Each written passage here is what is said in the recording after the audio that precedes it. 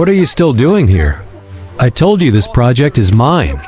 The angry words from a senior executive echoed across the boardroom of Everest Dynamics, Atlanta's fastest growing tech firm.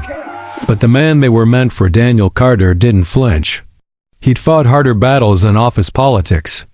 At 38, Daniel had built his company from a dusty garage into a tech empire, shaping the future of artificial intelligence across the Southeast. And tonight, his biggest deal yet was about to make history. Sunlight streamed through the glass walls of his office, glinting off the city skyline like fire. On the table lay a contract stamped in gold lettering. Whitfield Corporation Strategic Partnership Proposal, $1.3 billion. Daniel exhaled deeply. That number wasn't just wealth, it was validation. Validation for every late night, every sacrifice. Every time someone told him a black man couldn't run a billion-dollar firm in a city still divided by its past. Thinking about your victory speech already? The teasing voice came from the doorway. Amira Cole, his wife, stepped in wearing a crisp navy suit. Her beauty carried the quiet power of confidence. Her Harvard law degree hung proudly behind Daniel's desk, a symbol of their rise together. Daniel smiled. Just making sure this contract says what I think it says. The great Richard Whitfield is finally desperate enough to buy our tech. Amira walked over, scanning the document. Desperate is right. His real estate holdings are sinking fast after that market collapse. Without your predictive software, his empire won't last another 6 months. She flipped the page, her legal instincts sharp. But the offer seems excessive. He's offering nearly double the current market valuation. Daniel nodded slowly. Exactly. He needs us more than we need him. Outside the window, Atlanta's towers gleamed like polished armor. Inside, Amira frowned. Something about him still feels wrong. I reviewed his litigation history. 3 discrimination suits quietly settled. 2 minority-owned partners cut out of contracts without explanation. Daniel sighed. I know, but business is business. Personal prejudice doesn't matter when your company's on fire. Amira crossed her arms. Maybe not for him, but it matters for you. People like Whitfield don't change. They adapt. They hide their rot behind suits and smiles. Across town, inside a mansion that looked like it had been stolen from old European royalty, Richard Whitfield stared at spreadsheets bleeding red ink. Every column screamed the same truth. His empire was collapsing. What had once been a dynasty built on land, luxury, and legacy was now a sinking ship weighed down by arrogance. Sir, whispered his assistant Margaret from the doorway. The Carter deal is ready for signing tonight. Whitfield didn't look up. His jaw flexed like granite. Perfect. The sooner this is over, the better. Margaret hesitated. She had seen that expression before, the one he wore before doing something reckless. Sir, she ventured carefully, you'll be meeting them at the Children's Future Foundation Gala tonight, correct? Yes, Whitfield growled. And make sure everything is flawless. No mistakes, no surprises. This deal saves everything. But in truth, he hated that it had come to this. He'd built his empire on an unspoken rule passed down through generations, that people like Daniel Carter stayed below, while men like him stayed on top. And tonight, that line would blur in ways he could never control. Hours later, Daniel stood before a mirror in his penthouse, straightening his black tuxedo. Amira appeared behind him, fastening her diamond earrings. Her deep blue gown shimmered like midnight silk. She smiled softly. Ready to make history? Daniel kissed her forehead. Always. Neither of them knew that by the end of the night, their lives and Whitfield's empire would be changed forever. The Grand Monarch Hotel glowed like a crown jewel under the Atlanta skyline. Limousines lined the marble drive, photographers snapping flashes that painted the night white. Inside, the ballroom was a cathedral of wealth crystal chandeliers, classical strings, and laughter that masked ambition. It was the perfect place for the powerful to pretend they still controlled the world. When Daniel and Amira entered, conversations paused. A black couple at the heart of Atlanta's elite always drew whispers. Mr. and Mrs. Carter greeted the hotel manager with a nervous smile. Mr. Whitfield has been asking about you all evening." At the far end of the ballroom, Richard Whitfield raised his glass, his smile too wide, his eyes too sharp. He was surrounded by his usual allies, Judge Henry Marsh, Senator Carolyn Blake, and Bank President Charles Milton. Together, they looked like the ghosts of old money, clutching the last remnants of their power.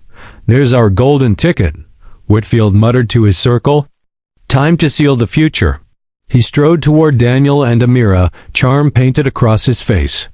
"Daniel, Amira, so glad you could join us," he boomed, loud enough for onlookers to hear.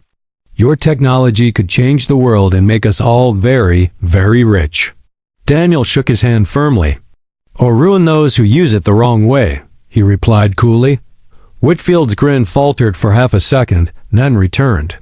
"Let's just say, I'm not in the business of failure." "Then tonight," Daniel said. "You'd better prove it." As champagne glasses clinked and cameras flashed, none of them noticed the tension forming beneath the glitter. It would only take one careless word, one act of pride, to ignite the fire. And when it did, the whole world would be watching. But while the champagne flowed upstairs, dark intentions were brewing just beyond the ballroom doors. In less than 3 hours, that golden night would turn into the scandal that destroyed a dynasty. The ballroom of the Grand Monarch Hotel shimmered with gold and gossip. Music flowed from a live jazz band, echoing off marble pillars, while laughter fluttered like champagne bubbles through the air. Atlanta's wealthiest paraded their fortunes, diamonds on necks, power on tongues. Secrets behind smiles, and in the center of it all stood Daniel Carter, the man who was quietly rewriting the city's history. He didn't need to announce his worth. It spoke from the respect and resentment in the eyes of those watching him. Richard Whitfield, on the other hand, was unraveling. He hid it behind $1,000 grin and expensive cologne, but the unease in his eyes betrayed him. Every camera flash reminded him of how fragile his legacy had become. Every laugh from Daniel felt like a thunderclap shaking the foundation of everything he thought he owned. "Richard," cooed Senator Carolyn Blake, brushing her pearl necklace. "You're awfully quiet tonight. Aren't you supposed to be celebrating your historic merger?" Whitfield forced a chuckle. "Just saving the real celebration for the signing." She said, sipping her wine.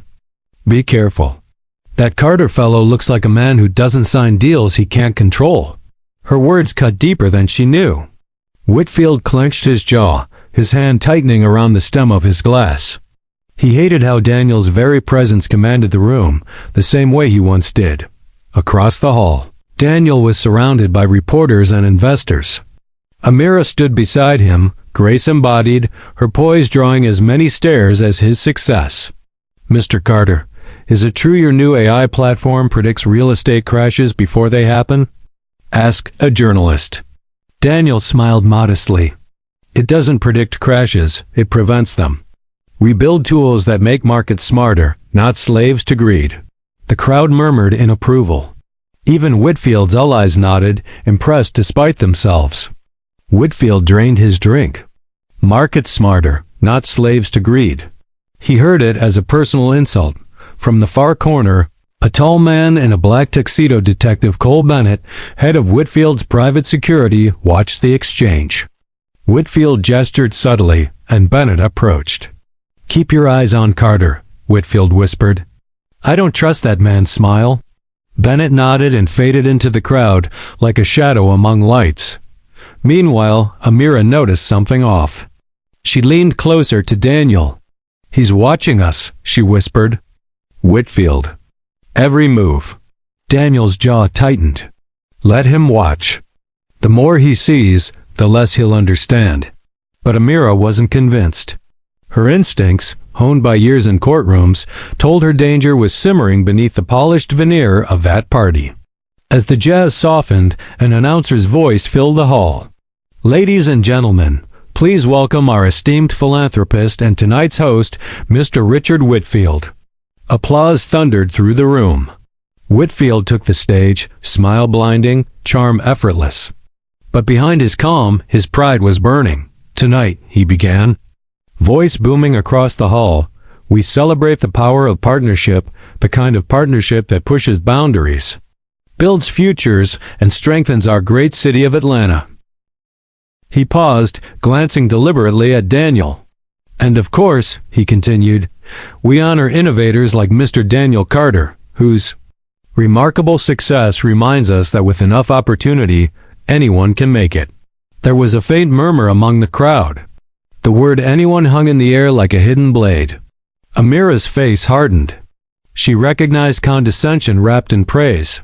Daniel remained composed, smiling slightly, but his eyes spoke fire. "Thank you, Richard," he said when the applause faded. "I've always believed opportunity is the one thing that belongs to everyone, if those in power are willing to share it." A few people clapped. Others looked away. The tension was now visible, even through the glitter and gold. Whitfield raised his glass. "To progress." Daniel lifted his own. "To fairness." They drank, eyes locked. It wasn't a toast, it was a dual dot. As the night deepened, so did the whispers. "Did you hear what Whitfield said?" Carter handled it like a pro. Still, the old man didn't look happy. By midnight, half the guests had left, and those who remained had shed their politeness. Whitfield stood near the balcony, watching the city lights flicker. His reflection in the glass looked tired, older, beaten. Then, from behind him, a voice spoke. Judge Henry Marsh. "You're losing control, Richard." "He's not just winning the deal. He's winning them." "The people." Whitfield's expression darkened. "Not for long." The judge smirked. "Careful what you do next. The world's changed since your father's time." Whitfield turned, eyes cold. "Then maybe it's time the world remembered who built it." Inside the ballroom, Daniel and Amira began to leave. But before they could reach the exit, Bennett, the security head, accidentally brushed past Daniel's shoulder. Something about the man's cold, assessing glance made Amira stop. Daniel noticed it too. "He's not just security," he murmured. Amira nodded. "No, he's Whitfield's insurance policy." They walked out together, but as the elevator doors closed, Amira whispered, "This isn't just business anymore, Daniel. He's planning something." Daniel looked straight ahead, jaw set. "Then let him plan. Because whatever he's preparing for, we'll be ready."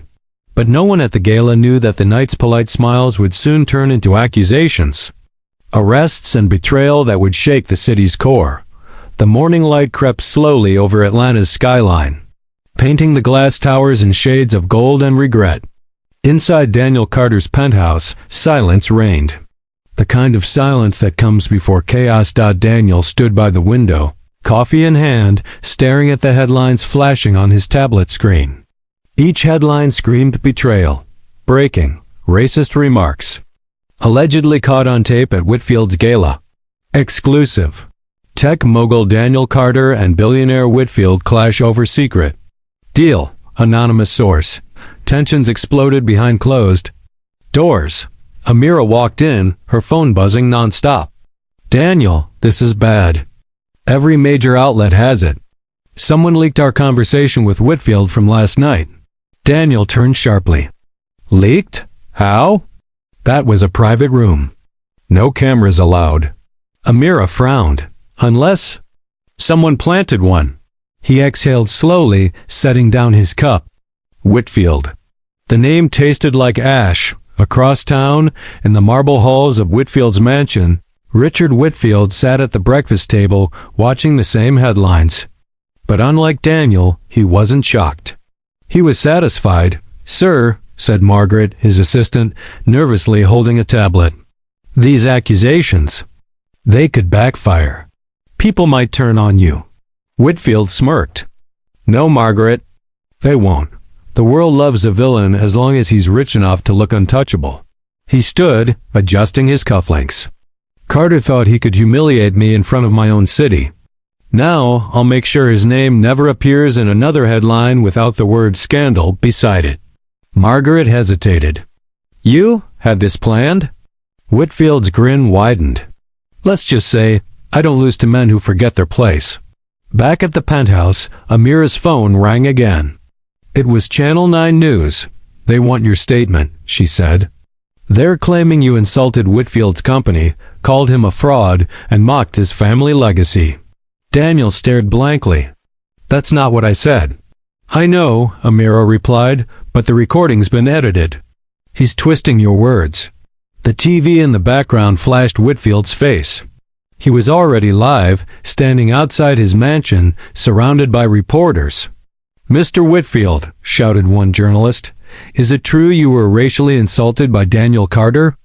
Whitfield sighed dramatically, lowering his eyes as if in pain.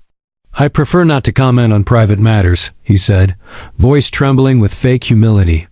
But, yes, words were exchanged. I only hope we can all rise above hate. The crowd gasped. Amira turned up the volume. He's flipping the story, Daniel. He's playing the victim. Daniel clenched his fists. He wants to drag me into a fight I can't win with truth. Amira touched his arm. Then we use evidence. Real evidence. The unedited version. He looked at her, hopeful for a second. You think we can find it? She nodded.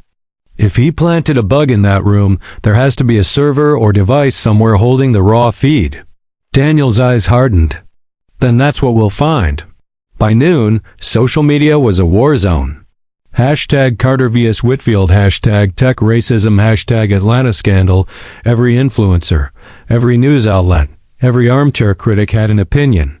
Half the world was calling Daniel arrogant. The other half was calling Whitfield a liar, and amid the digital firestorm, Whitfield's lawyers quietly began sending letters to Daniel's investors, implying potential misconduct and breach of contract. Within hours, 2 major backers froze their funding. Daniel's assistant burst into his office, pale-faced. Sir, we just lost Horizon Capital. Daniel's jaw tightened. They folded that fast? Whitfield called them personally. Amira paced the floor, phone in hand. We can't just sit here and let him destroy you. We need to hit back. Daniel shook his head. Not yet. He expects me to react. I'll let him think he's winning first. She stopped and looked at him. Daniel, this man isn't just trying to ruin your business, he's trying to ruin you. I know, he said quietly. And that's why he won't see what's coming next. Meanwhile, deep inside Whitfield's estate, Bennett, the security chief, entered his boss's private study. Sir, the recording worked perfectly. But Carter's wife, she's digging. Should we handle it? Whitfield's eyes narrowed. Handle it, but quietly. We don't need another scandal, just silence.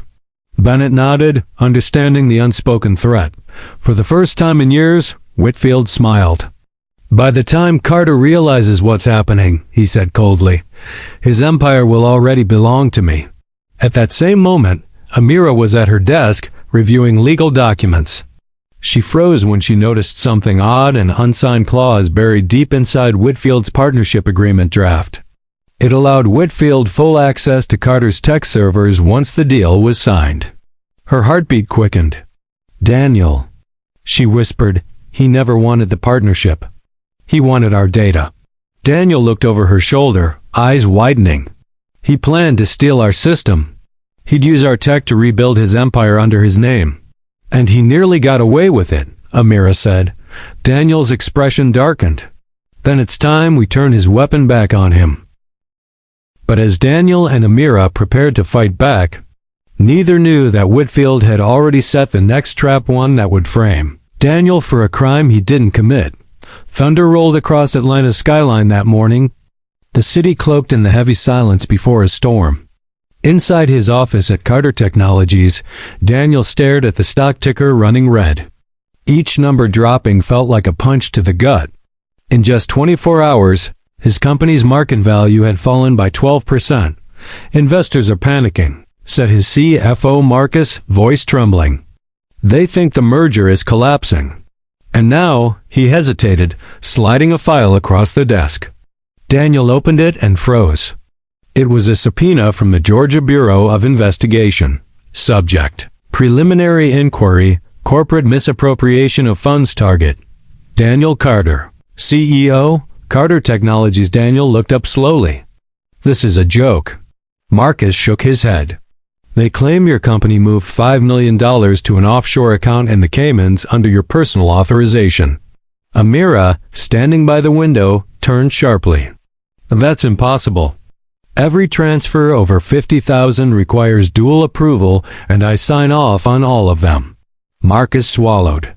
They say they have documents. Daniel's voice went cold. Whitfield. He rose from his chair, eyes burning. He's manufacturing this. Across town, inside a private conference suite, Richard Whitfield was already several steps ahead. A projector displayed financial graphs and emails, all carefully fabricated. "Here's the beauty," said Cole Bennett, his security chief, tapping the screen. "The account exists. We just made it look like Carter controls it. The paper trail's clean." Whitfield smiled faintly. "Good. Make sure the GBI gets the anonymous tip by noon. And keep the media hungry. Nothing sells like the fall of a self-made man." Bennett nodded, pocketing a flash drive. "You really want to destroy him completely?" Whitfield leaned back.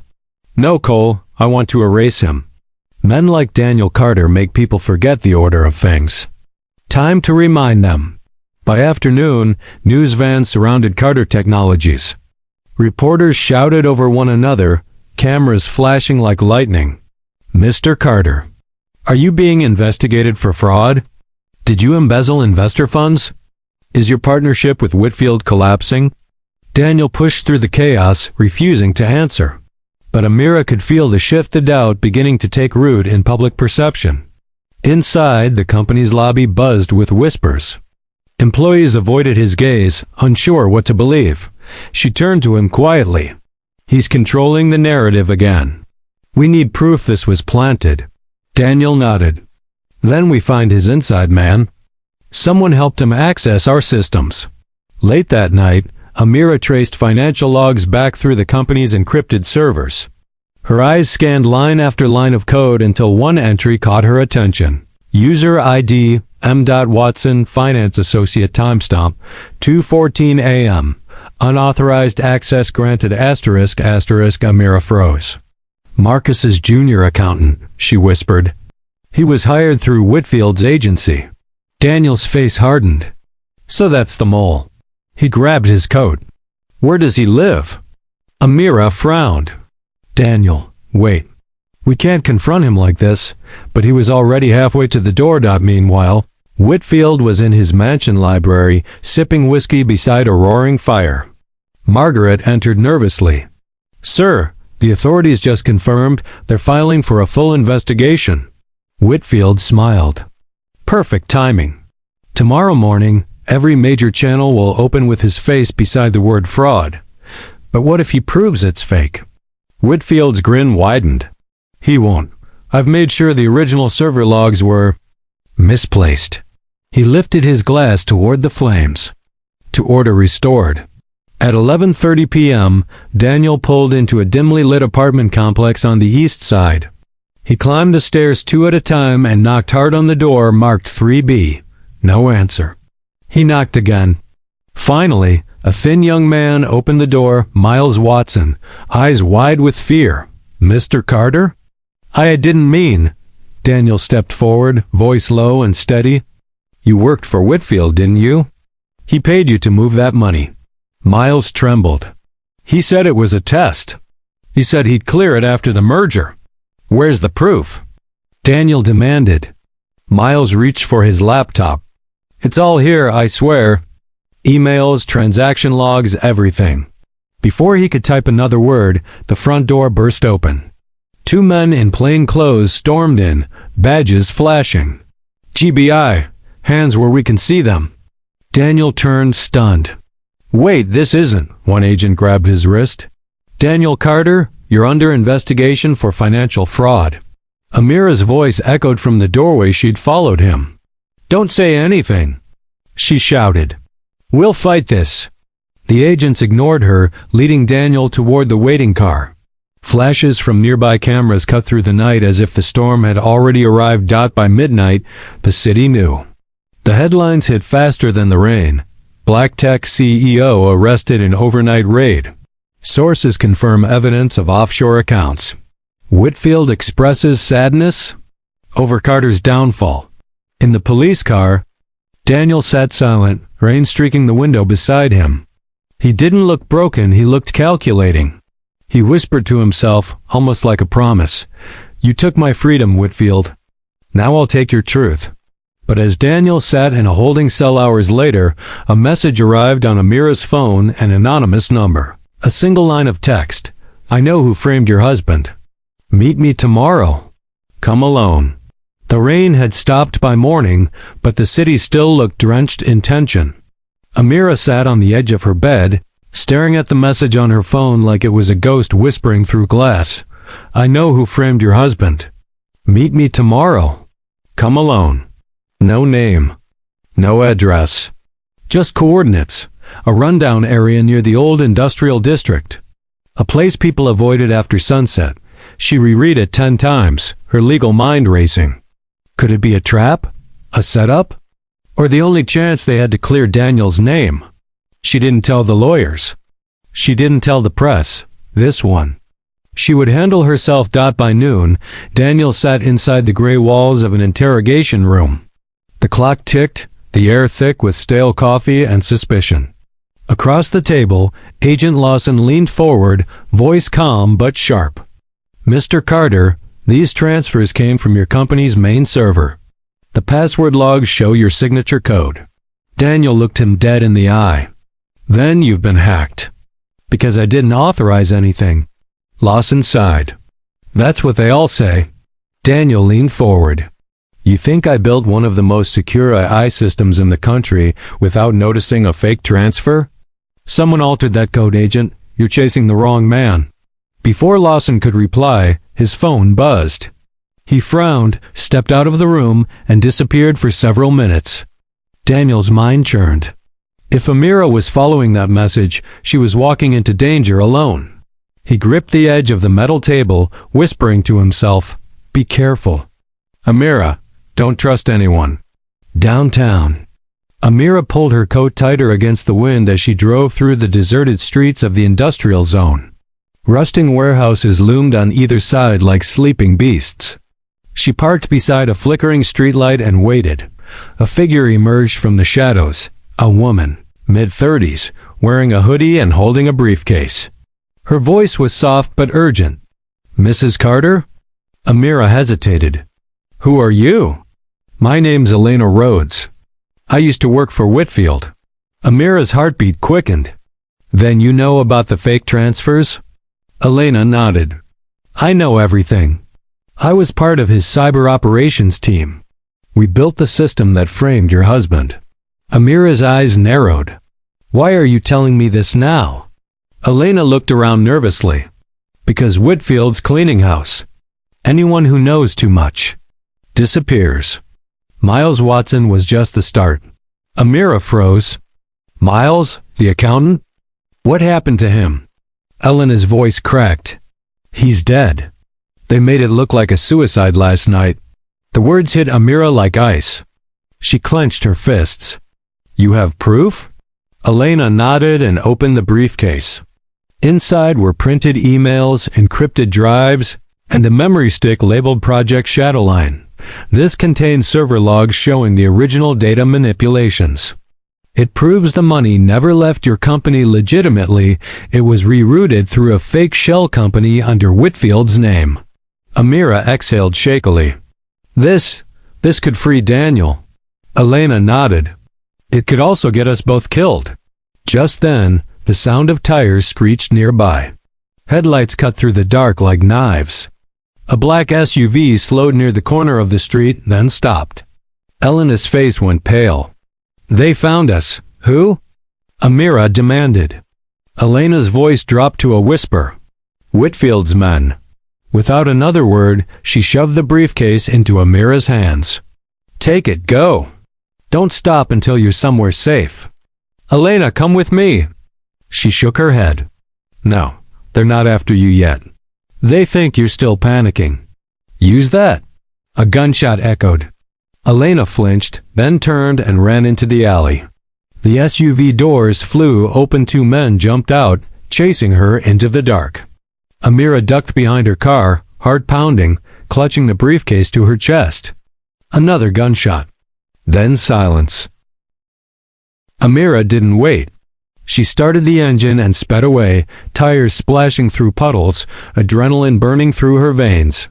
In the rearview mirror, she saw the warehouse fading into darkness. Tears blurred her vision, but her hands didn't shake at sunrise. She reached a small law office outside the city, an old friend's place, someone she trusted since college. Linda Monroe, data analyst and cyber forensic specialist, opened the door. "Amira, what happened to you?" Amira placed the briefcase on the desk.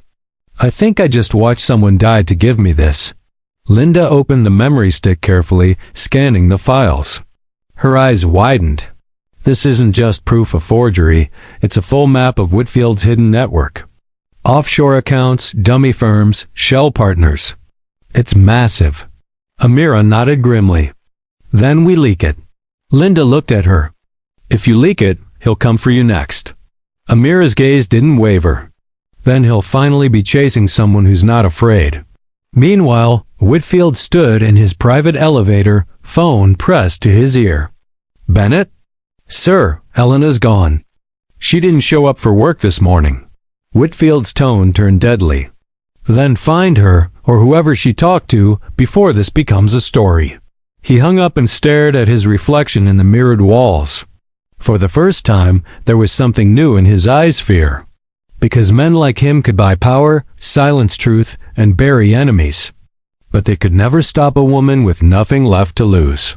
As dawn broke, Amira loaded the encrypted files into her laptop, unaware that Whitfield had already traced the device she used.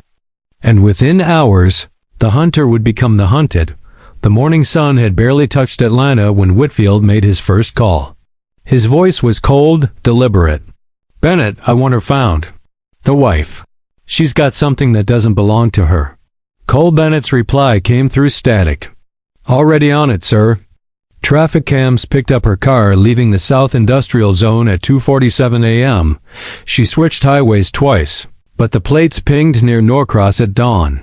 Whitfield's jaw tightened. "She's smarter than I thought." Then his voice dropped lower, darker. "Don't bring her back. Just bring me that briefcase." Across town, Amira sat in a roadside diner, her eyes hidden behind dark glasses. The briefcase rested beside her, the laptop open with encrypted files still uploading through a secure channel. She hadn't slept. Her reflection in the window looked like a ghost, haunted, relentless. Linda's voice echoed in her memory. "If you leak it, he'll come for you next." She already had. And now, every second felt borrowed. Her phone buzzed an unknown number. She hesitated before answering. "Double quotes, Mrs. Carter," came a deep voice, steady but cautious. "This is Ethan Price. I was a friend of your husband's at Quantico.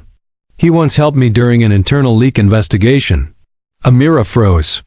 "Ethan, the former FBI agent?" "Yes, I've been tracking Whitfield for years. I saw the files you uploaded. You just kicked a hornet's nest." "Then help me survive it," she said quietly. "Where are you?" "North of the city, near the old state highway." "Stay put," he said firmly.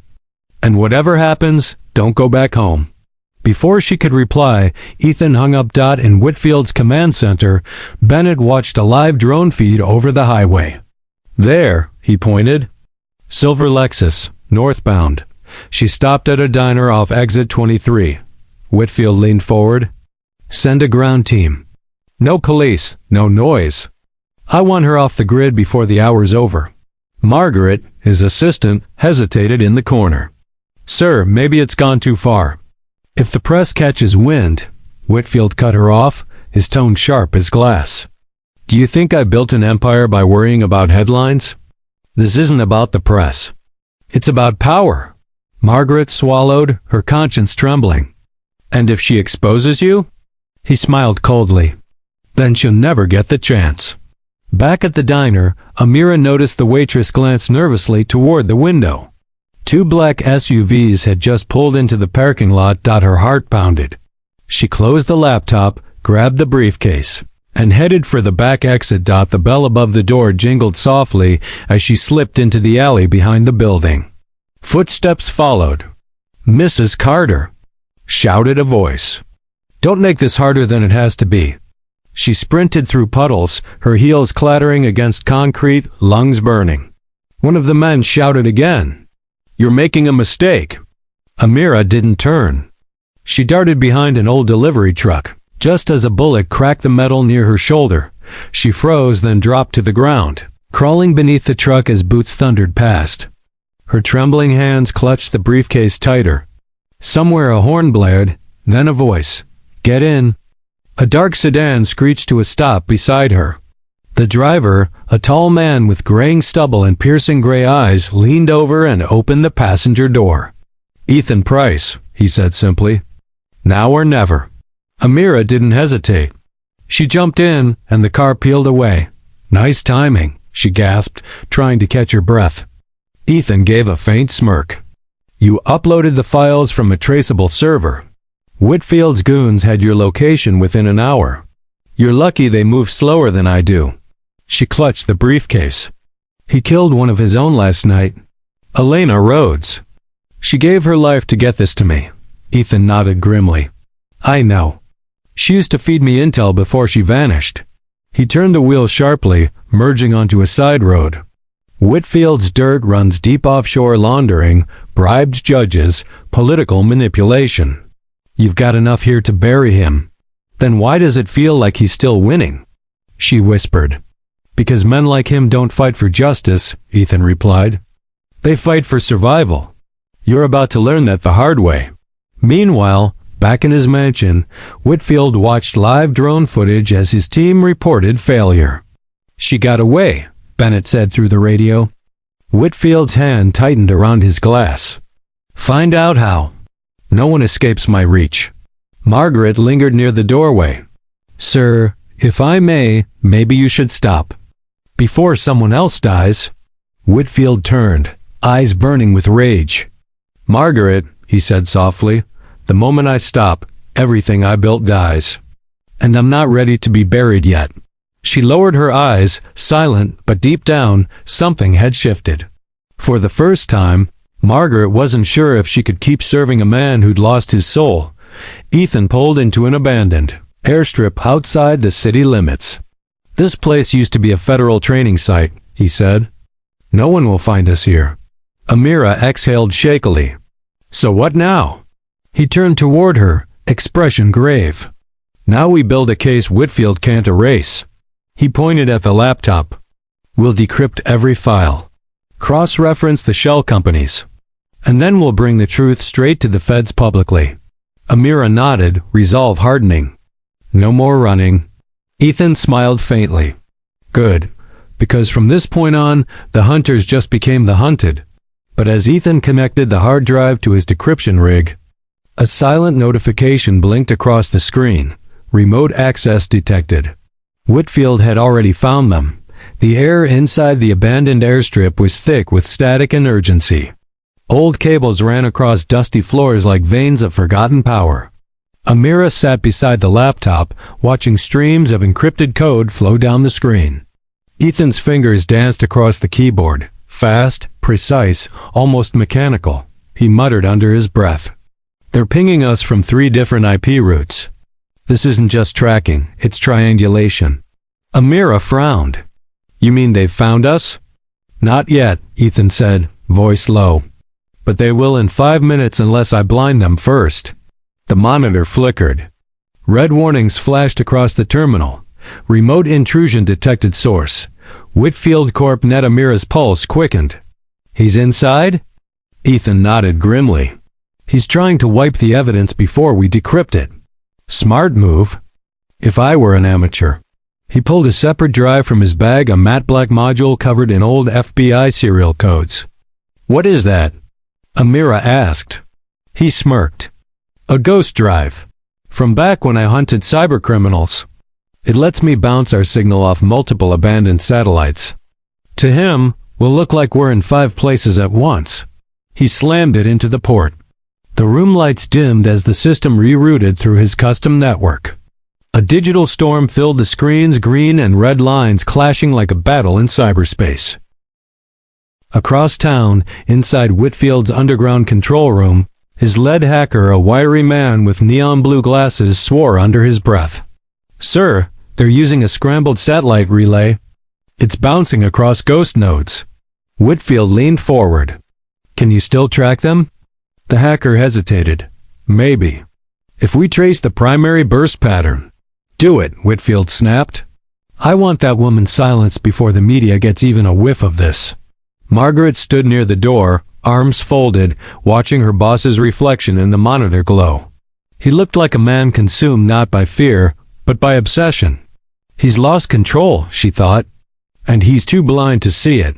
Back at the airstrip, Ethan's brow was beaded with sweat. Come on," he muttered, watching data flicker like lightning. Amira leaned closer. "Can you stop him?" He shook his head. "Not stop, but stall." He typed one last command, then hit enter. Instantly, the main screen turned white. A distorted voice echoed through the speakers, Whitfield's. "You think you can hide from me, Mrs. Carter? You have something that belongs to me." Amira froze, her blood running cold. Ethan frowned. "He's using an audio relay through the intrusion line." "That's not hacking, that's intimidation." Whitfield's voice grew louder. "You don't know what you're playing with. That data could destroy more than my company, it could burn the city." Ethan smirked at the screen. "That's the idea." He typed a response into the chat module, broadcasting his own message through the line. "You should have stayed in the shadows, Richard. Because now the light's coming for you." The system screeched and went black. For a moment, there was silence. Then, through the cracked speakers, Whitfield's low, venomous laugh echoed. "I remember that voice. Ethan Price, you should have stayed retired." Amira's eyes widened. "He knows you." Ethan's jaw clenched. "We've crossed paths. I exposed one of his shell networks years ago. He swore he'd bury me for it." A sudden boom shattered the silence outside. Amira flinched. Ethan grabbed her arm and pulled her down. Through the window, headlights swept across the hangar floor. 3 SUVs screeched to a stop, armed men spilling out like shadows. "They're here," Ethan muttered. He pulled a concealed pistol from his belt and slid another toward her. "Can you shoot?" Amira hesitated. "I've been a lawyer my whole life, not a soldier." Ethan smirked. "Then tonight, you learn fast." The hangar lights flickered as the doors burst open. Gunfire cracked, echoing through the metal walls. Ethan rolled behind a crate, returning fire with calm precision. "Keep your head down," he shouted. Amira crawled toward the laptop. The upload bar blinked. 87% complete. She whispered, "Come on, finish." Bullets ripped through the air. One struck the wall inches from her hand. Ethan yelled over the noise. "Once it hits 100, pull the drive and run." "But what about you?" He smiled tightly. "Someone's got to buy us time." Back in Whitfield's control room, Bennett listened to the gunfire through his headset. "Sir, the team has them pinned." Whitfield grinned. "Good. Make sure there's nothing left to find." But before he could hang up, Margaret suddenly spoke. "Sir, you can't do this. These aren't criminals. They're trying to expose you." Whitfield's eyes blazed. "You forget your place, Margaret." She stood firm. "No, Richard. I finally remember it." She turned and stormed out, leaving him fuming. Back at the hangar, the upload hit 100%. Amira yanked the drive and clutched it to her chest. "Ethan, it's done." He nodded, tossing her car keys. "Go to Linda's office. She knows where to send it. What about you?" He reloaded calmly. "I'll make sure they follow me instead." Before she could protest, he kicked open a side door and ran into the storm, firing into the darkness. Engines roared. Tires screeched. The chase had begun. Amira slid behind the wheel, tears streaking down her face. As she sped away, lightning split the sky, and behind her, the hangar erupted in flames. But even as Amira escaped with the evidence, a single notification flashed on Ethan's scorched laptop inside the hangar. Transfer complete. File uploaded to unknown. Server someone else now had Whitfield's secrets. And they weren't on her side. The rain had stopped, but the sky over Atlanta was still bruised with thunder. Amira's car screeched to a halt outside Linda Monroe's office, its headlights slicing through the fog. She stumbled out, clutching the encrypted drive like it was the last thread of truth left in the world. Linda threw the door open, pale and trembling. Amira, thank God. I saw the news. There was an explosion near the old airstrip. Was Ethan with you? Amira's voice cracked. He stayed behind to buy me time. I don't know if he made it. Linda guided her inside. Come on, sit. You're safe here. But Amira's eyes were already darting toward the computer station. Did the upload finish? Linda nodded nervously. Yes, but something's wrong. The files. They didn't land in the Federal Archive like we planned. Amira froze. What do you mean? Linda's fingers flew across the keyboard, eyes widening. The data was intercepted. It was rerouted mid-upload to a server registered under a dark web relay. She turned to face her. Someone else has the evidence, Amira. Amira's stomach dropped. Who? Linda hesitated. It's not government. The signature ID belongs to a group called Spectergate. Amira frowned. Spectergate? Linda nodded grimly. A rogue collective. Hackers. They leak corruption files to the highest bidder or sometimes, just to watch the world burn. Amira felt the room tilt. So the only proof we had against Whitfield is now in their hands. Linda swallowed hard. And they've already gone public. She clicked open a news feed. Across the screen blazed a breaking headline. Massive leak. Secret files linking Whitfield. Government officials and tech executives exposed online. A dozen reporters shouted on live streams. Anonymous hackers known as Spectergate have released explosive documents implicating billionaire Richard Whitfield in widespread corruption, embezzlement, and political manipulation. Amira's hand shook. They leaked it. All of it. Linda turned up the volume. On screen, Whitfield appeared in front of his mansion gates, surrounded by microphones and flashing cameras. His face was calm, too calm. Mr. Whitfield, do you deny these allegations? One reporter asked. Whitfield sighed deeply, pressing a hand to his chest like a weary martyr. I am as shocked as anyone, he said smoothly. It seems that my company's servers were hacked and that private files have been fabricated to destroy my reputation. He looked directly into the camera. I have reason to believe this attack was orchestrated by none other than Daniel Carter's wife, Amira Carter, in retaliation for her husband's legal troubles. Linda's jaw dropped. Oh my God, he's turning it on you. Amira felt her blood run cold. Whitfield continued, his tone shifting into pure venom masked by charm. This is not just a personal attack.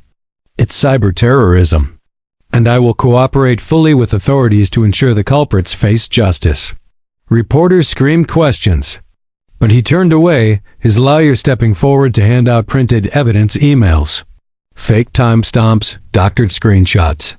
Within minutes, social media exploded again. #Amira Carter hack, #cyberscandal, #wife of the fraud. Amira stepped back from the screen, her heart pounding. He's making me the villain, Linda whispered, and people are believing it. That night, Amira sat in silence, staring at her reflection in the dark window. The faint glow of city lights shimmered in her eyes that no longer showed fear, but defiance.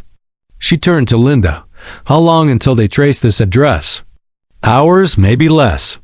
The FBI will come first. Whitfield will make sure of that. Amira nodded. Then we move before they do. Linda frowned. Move where? You have no allies left. Amira looked at her steadily. I have one. Or at least I hope I do. Across town, in a dim hospital room, Ethan Price woke to the steady beep of a heart monitor. Bandages wrapped his ribs. His breathing was shallow but steady. A nurse stood by his bedside. You're lucky, Agent Price, she said softly. They thought you were gone. He managed a weak smile. Not yet. As she left, he noticed a folded note on the tray beside him, unsigned, but written in precise handwriting. She's alive. And she's being hunted. He clenched his jaw. Whitfield, he whispered slowly. He sat up, pain shooting through his chest. but the fire in his eyes burned brighter than ever. Meanwhile, at Whitfield's mansion, Bennett entered quietly. "Sir, Spectre Gate's leak hit every major outlet. The FBI is launching a full investigation." Whitfield smirked. "Good. That's exactly what I wanted." Bennett frowned. "You wanted this?" "Of course," Whitfield said calmly. "While they're chasing ghosts on the internet, we'll move the real assets offshore. And by the time they find out, there'll be nothing left to take." He poured himself another drink, his voice soft, dangerous. "Let them think I'm cornered. Men like me don't get cornered, we build the maze." At that same moment, Amira loaded the briefcase into her car again. Linda placed a hand on her shoulder. "Where will you go?" Amira looked ahead, determination hardening her face. "To someone who can make the truth louder than his lies." She started the engine. The city stretched before her, dark, stormy, and full of secrets. But as she drove into the night, her dashboard phone lit up an incoming call from a blocked number. A voice spoke softly through the static. "Mrs. Carter, we're from Spectre Gate, and we're not your enemies if you play this right." The car's tires hummed against the wet asphalt as Amira followed the GPS coordinates sent by the unknown caller. The voice from the last call still echoed in her head. "We're from Spectre Gate, and we're not your enemies if you play this right." She wasn't sure whether to believe them. Spectre Gate was a ghost network, part myth, part menace. They leaked secrets that toppled governments, erased fortunes, and turned millionaires into fugitives. And now, they wanted to talk to her. The coordinates led her to an abandoned subway entrance near Petrie Station. A flickering bulb illuminated a metal door at the bottom of the stairs. She hesitated, hand trembling slightly before she knocked. The door opened with a hiss. A masked figure stood inside, wearing a black hood and a silver earpiece. "Mrs. Carter," the voice said through a voice modulator, calm and mechanical. "We've been expecting you." Amira's throat tightened. "Who are you?" "We are Spectre Gate," the figure replied. "But tonight, you'll speak to me, call me Ghostline." He motioned her inside. The underground chamber was a maze of screens, walls alive with shifting data, global news streams, and encrypted chat windows. A dozen other masked figures worked silently, their faces hidden behind LED masks that flickered with code. Amira's eyes widened. "You're not hackers. You're an army." Ghostline tilted his head slightly. "We're information. Information is the new army." He gestured to one of the screens. "Whitfield has built his empire not just on corruption, but on control. We've been tracking him for years. Offshore laundering, political payoffs, judicial manipulation. But his roots go deeper than anyone knows." Amira frowned. "Deeper how?" Ghostline tapped a key. The screen filled with old newspaper clippings, scanned documents, and family photos. 1958, Whitfield Realty founder, accused in civil rights arson case. 1963, evidence tampered, case dismissed. 1979, private foundation linked to secret government contracts. Amira leaned forward, stunned. "His father?" Ghostline nodded. "Yes, and the sins of the father built the fortune of the son." He pulled up another file, grainy photos of construction sites, contracts, and black and white mugshots. These are the people who were ruined to make Whitfield rich. Black families who refused to sell their homes during urban expansion. He burned them out. His father paid the police to look away. Amira covered her mouth, horrified. "Oh my God." Ghostline's tone hardened. Whitfield inherited the money, but he also inherited the cover-ups. Every generation buried the truth deeper. Until you came along. She turned to him. "Why me?" "Because," he said, stepping closer, "you're the first one to fight back with evidence instead of silence." Meanwhile, across the city, Whitfield stood in his mansion study, eyes locked on a live news broadcast. His lawyer spoke at a press conference, blaming hacktivists and domestic cybercriminals. But behind the polished words, Whitfield's patience was splintering. Bennett entered quietly. "Sir, the search for Mrs. Carter continues," but Whitfield cut him off. "No excuses. Find her." And if Spectre Gate's involved, wipe them out. Bennett hesitated. They're not a street gang, sir. They're global, anonymous. Whitfield turned, fury dark in his eyes. Then make me anonymous too. If I'm going down, I'll take them all with me. Back underground, Ghostline adjusted his headset. Mrs. Carter, we can expose him fully. But once we do, the storm won't stop. Governments will get dragged in. The names on these files aren't just his allies, they're judges, senators, CEOs. You won't just destroy him. You'll change the entire system. Amira took a deep breath. Then let's finish it. Ghostline hesitated. Be careful what you wish for. Once the truth comes out, there's no going back. Your husband's name will be cleared, but you'll never have peace again. She straightened, eyes blazing. Peace isn't what I'm fighting for. Justice is. For the first time, Ghostline's modulated voice softened. Then you'll need this. He handed her a small black drive, engraved with a silver insignia, the letter S intertwined with a chain. This contains the full unredacted archive. Whitfield's real network, his offshore codes, his communications with law enforcement insiders. Amira stared at it. What do I do with it? Take it to someone who can't be bought, Ghostline said. Then he leaned closer, whispering through the modulator. There's one more thing you should know. Whitfield isn't just fighting for power. He's fighting for survival. Someone above him wants him too. Amira froze. Someone above him? Ghostline nodded. He's just a pawn in a much bigger system. If he falls, others will fall with him. And they won't let that happen quietly. Before she could respond, alarms blared through the underground base. One of the mast operators shouted, "Signal breach." Someone's in our system. Ghostline's tone shifted instantly. He found us. The lights flickered red as screens filled with cascading error codes. A digital voice echoed through the speakers, smooth, mocking. You think you can hide my sins in shadows? I built those shadows. Our Whitfield. Amira's heart pounded. He hacked you? Ghostline pulled out a gun-shaped EMP device and fired it at the main terminal. The screens exploded in sparks. He turned to her, shouting, Go! Take the drive and run. We'll hold them off. But what about you? He smiled faintly behind the mask. You can't kill a ghost.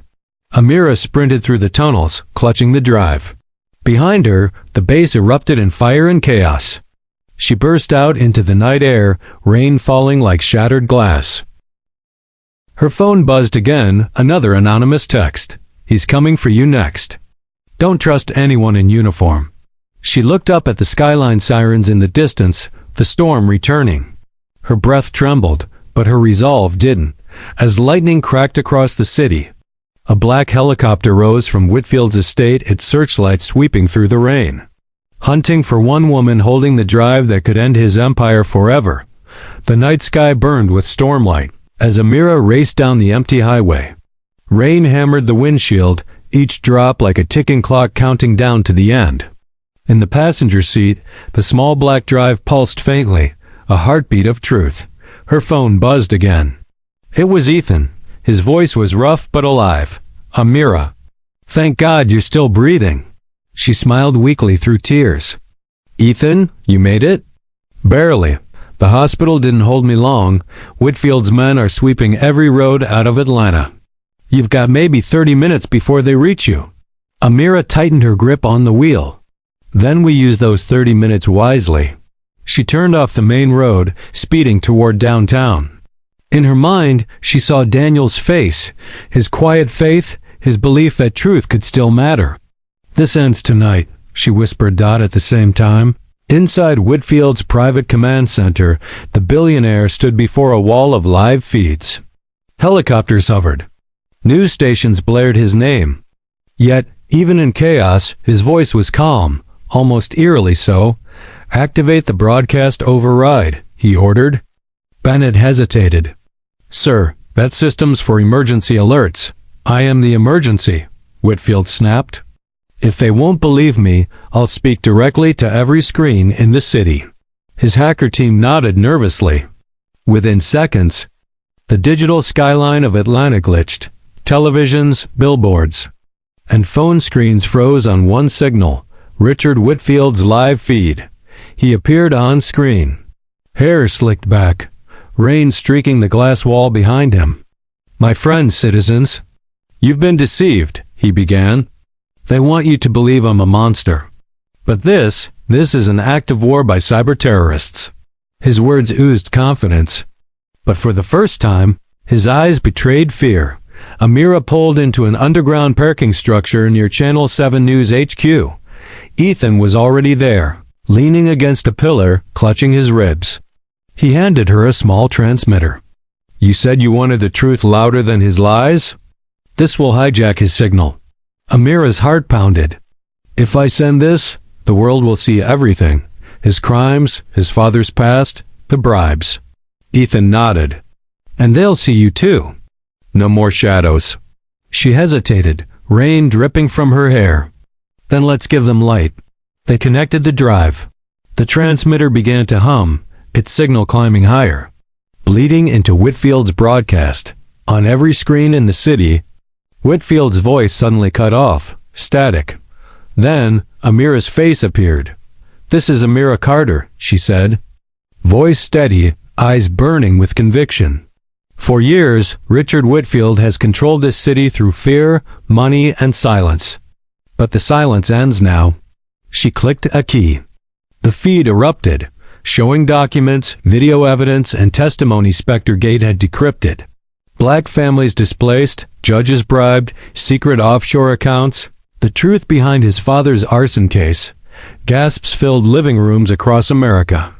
The world watched as the empire of lies began to crumble in real time. Whitfield's eyes went wide. Cut our tea now," he roared, smashing the console. But it was too late. The signal had gone global. Outside, sirens wailed.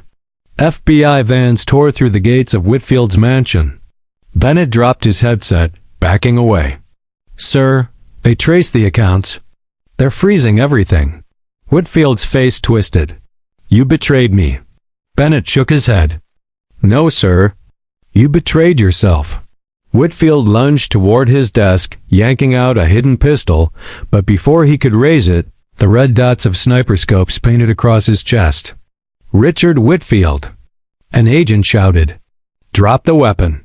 He froze, then, in a final act of pride, whispered, "You'll never cage the powerful." The shot rang out. Whitfield collapsed beside the portrait of his father, the man whose sins he had inherited. Hours later, dawn broke over the city.